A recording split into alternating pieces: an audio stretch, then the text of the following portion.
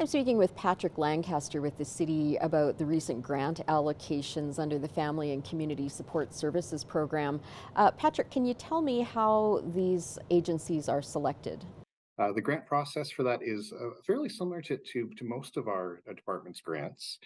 We also administer a Saskatchewan Lotteries Community Grant and a Safe and Healthy Communities Grant. But the FCSS grants, which just completed a few weeks ago, are focused on programs and services that are preventative social services. So these are programs and services that would build resiliency, build skills, build social connection, awareness of social issues, and community resources, with the intent to prevent people from falling into crisis or needing to leverage uh, um, emergency systems. The idea is to help make people more self-sufficient. So a call for applications was put out to the community. Once we received the applications, those applications were then turned over to what we have a community, the Lloydminster Community Advisory Committee.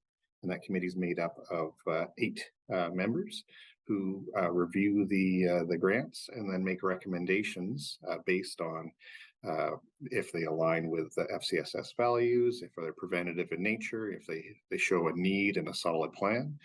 They make recommendations on how grant dollars could be allocated to those different groups. There's an open call for grant applications, and those organizations that receive funds uh, have been selected from those that applied. Not everyone who applies receive funds, and not everyone who applies gets perhaps their full ask of funds, because as we saw this year, the demands for the dollars far outweighed what we had in our budget. There was about 808,000 $808,000 in asks, and we only have about $385,000 to allocate. Does the city have an evaluation process of some kind that they do with the groups to make sure, where the money's going where they said it was going to go? All of our grant programs have reporting requirements attached to them. With the FCSS program, organizations have to present a final report to us in 1 year's time. So the grant period starts January 1st and ends December 30th.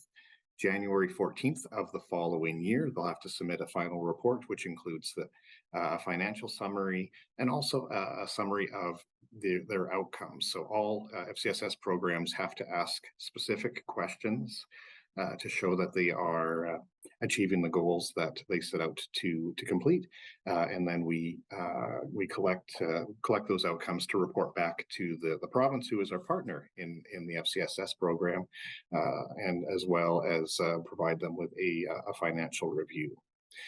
Residents who are interested in the outcomes of the grants and these projects actually can access this as part of our annual report that we post on the City of Lloydminster website page at lloydminster.ca/FCSS.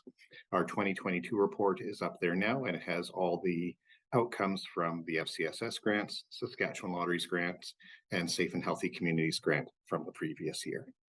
So it's my understanding that the groups have to make a submission ahead of time to be considered for the grants? There's an open call for grant applications, and those organizations that receive funds uh, have been selected from those that applied. Not everyone who applies receive funds, and not everyone who applies gets perhaps their full ask of funds, because as we saw this year, the demands for the dollars far outweighed what we had in our budget. There was $808,000 in asks, and we only have about $385,000 to allocate. How important is it for the city to support these services? There's such a demand for all kinds of activities and programming. So, how important is this? Oh, it is so important. The community organizations, particularly those that are ran by volunteers, are really the social fabric of our community. And all the groups that applied, even if they didn't receive funds or even if they didn't receive their full ask, are doing tremendous work for our residents and for our community. And we really do value the work that they do. Okay, Patrick, thank you so much for your time today. I appreciate it. Have a great day.